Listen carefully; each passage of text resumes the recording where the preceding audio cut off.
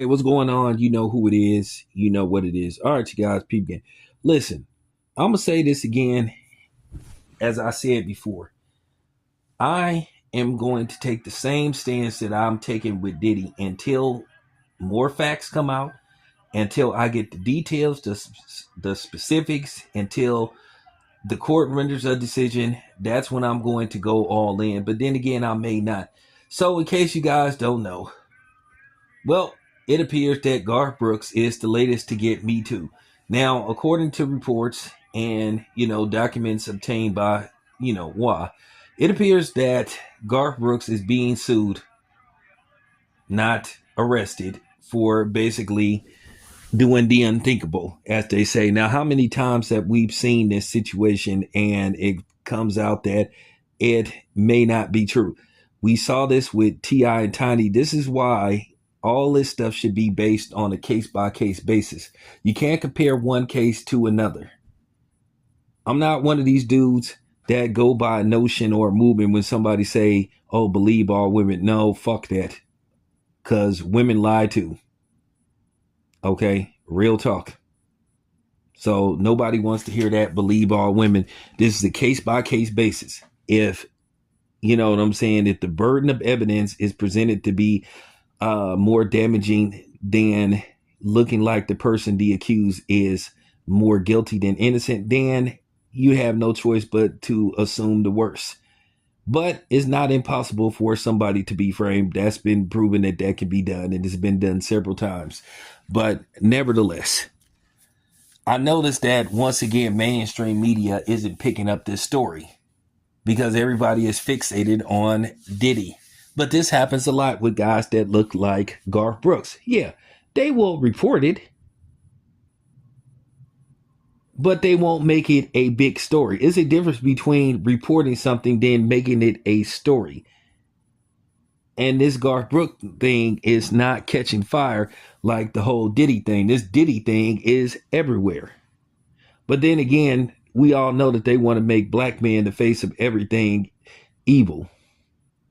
You know, the black villain, the black hat, all that kind of stuff. Anything black is supposed to be associated with bad, which is complete BS.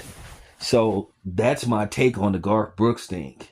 Because how many times have you seen a lot of these situations just be ambulance chasing, and you have some woman that's angry because things didn't go her way, then all of a sudden now I'm suing him. It's easy to do this kind of stuff. Now, this lawsuit has been filed in California, and we know in California women are famously known for pulling these kind of stunts. Now, if it is proven that he did do that, then the hell with him. But my problem is, once again, why isn't criminal charges being filed against Garth Brooks? This is why guys like me and media people like me raise their antennas. She wants money, but she doesn't want him in jail. And I don't want to hear this stuff about the embarrassment and all this kind of stuff. Now, keep in mind, this happened like 5 years ago. This supposedly allegedly had happened in 2019. Now, in California, there is no longer a statute of limitation for, sexual assault. So with that being said, which I feel is very dangerous, some woman could 20 years ago come out of nowhere and say that you did something to her back in 1996. And you go to court and you're going to be like, I don't even know who this bitch is. Which I feel that's a dangerous game, to where somebody could just wake up one morning, or because you have an ugly breakup, or because she's desperate for money, she could just come out of nowhere and just accuse you of something and then try to sue you and then possibly try to get money. Even if it's proven that you're innocent, your reputation is already damaged. A lot of times there's no coming back from these type of things, because there will always be the cloud of suspicion, especially if you're black. Now, of course, if you're in a situation like Johnny Depp, which Johnny Depp to a certain degree, his reputation was semi-ruined. But then again, Johnny Depp had issues with the establishing Hollywood anyway. And Johnny Depp has vowed since the incident when it was proven that his X lied on him. He has vowed not to ever do a Pirates of the Caribbean movie ever again. They have been begging Johnny Depp to come back to Pirates of the Caribbean, and Johnny Depp is like, you know what, screw you.